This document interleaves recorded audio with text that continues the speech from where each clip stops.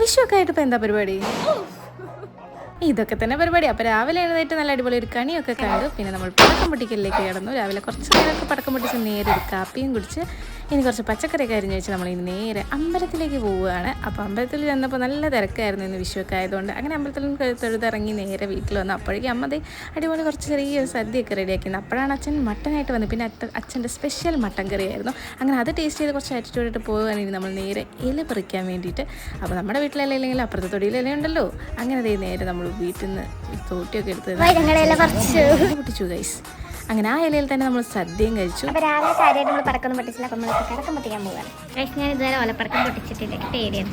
അപ്പോൾ അത് ഏട്ടൻ പൊട്ടിച്ചു ചീറ്റി പോയി ഗൈസ്. അതൊക്കെ സ്വാഭാവികമെന്നാണ് ഏട്ടൻ പറയുന്നത് ഗൈസ്. അത് റഡാറ് പൊട്ടല്. ഇതെന്താ കാട്ടണ്ടേ? പറഞ്ഞു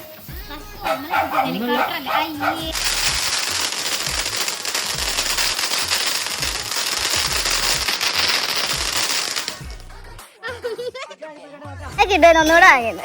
അങ്ങനെ പടക്കം കത്തിക്കൽ തീർന്ന് പടക്കം കൂടെ